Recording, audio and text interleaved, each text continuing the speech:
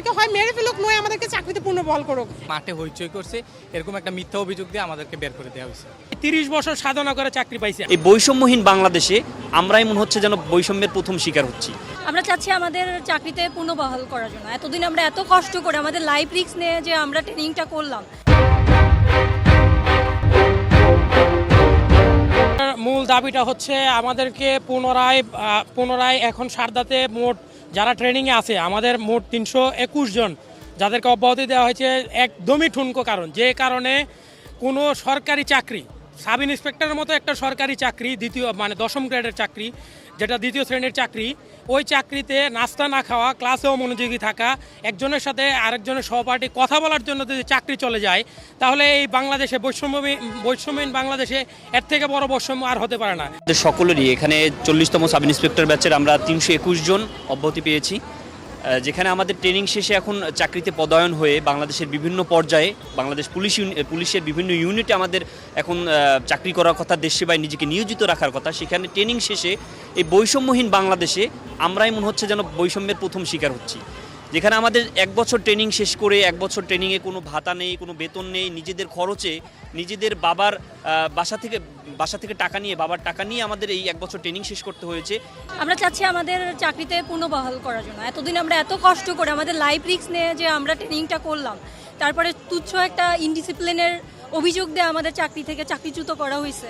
সেজন্য আমরা চাচ্ছি যে আমাদের আবার পুনর্বহাল করুক। মেট আছে, তাদের সাথে আমাদের পাসিং আউট হয়ে আমাদের হচ্ছে বাংলাদেশের বিভিন্ন জায়গায় পদায়ন করা হোক, আমাদের চাকরিতে যাতে পুনর্বহাল করা হয়, এই একটাই আমাদের দাবি এখন।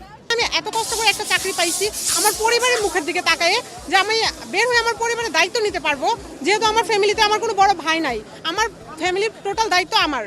তো সেইখানে আমি শুধু এটা ভেবে যে আমি বের হয়ে আমার পরিবারের দায়িত্ব নিতে পারবো, সেটা ভেবে আমি দীর্ঘদিন এত কষ্ট করে, এত পরিশ্রম করে আমি আমার ট্রেনিংটা কমপ্লিট করছি। কিন্তু ট্রেনিং শেষ করে যে এটা হয়েছে, এর থেকে আমাকে মৃত্যু দেওয়া অনেক ভালো ছিল।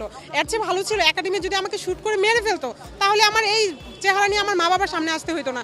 আমার টেনশনে আমি আসার পর আমার বাবা হার্ট অ্যাটাক করছে।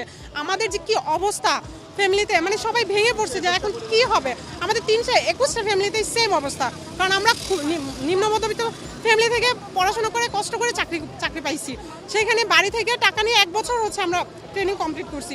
তারপরে আমাদের সাথে যেটা হয়েছে, এর চেয়ে আমাদের মরে যাওয়া অনেক ভালো ছিল। এই মুহূর্তে আমাদেরকে হয় মেরে ফেলুক, নয় আমাদেরকে চাকরিতে পুনর্বহাল করুক। এটা একটাই সরকারের কাছে দাবি আমাদের। আপনি জানেন এই চাকরিটা পাইতে হলে এখানে যারা আছে তারা প্রায় 30 বছর সাধনা করে চাকরি পাইছে। আমি 3বার ভাইবা দেওয়ার পরে 3য়বারের মাথায় আমি গিয়ে চাকরি পাইছি। 1 বছর ট্রেনিং করার পরে আমাকে ক্লাসে অমনোযোগী দেখায়া চাকরি থেকে বের করে দেওয়া হয়েছে। এটা কোনোভাবে মেনে নেওয়া যায় না। আমাদের একটাই দাবি যে আমাদেরকে পুনরায় বহাল করতে হবে, এবং সারদায় যারা ট্রেনিংরত আছে তাদের সাথে যেন আমাদেরকে পাসিংয়ে সংযুক্ত করে আমাদেরকে চাকরিতে বহাল দেওয়া হয়। আমাদেরকে বহাল না করা পর্যন্ত আমরা এখানে অবস্থান কর্মসূচি পালন করব, যতক্ষণ পর্যন্ত না সরকারিভাবে আমাদের কোনো ঘোষণা না আসছে। আমার কাছে এটা যৌক্তিক মনে হয় না, কারণ সারদায় আরও ইনডিসিপ্লিন অ্যাটিটিউড করার জন্য ছোটোখাটো পানিশমেন্ট দেওয়া হয়, আর আমরা তো তেমন কিছুই করি নাই, যে কারণে আমাদের চাকরিচ্যুত করা হইলো। সেজন্য আমরা কেন এই বৈষম্যের শিকার হব? সেজন্য আমরা চাচ্ছি যে বৈষম্যহীন বাংলাদেশে আমরা আবার আমাদের পুনরায় চাকরিতে পুনর্বহাল করে বৈষম্যহীনতা কমাক। আমি সর্বশেষ যে 8 জন বাইর হয়েছে, এর মধ্যে আমি একজন।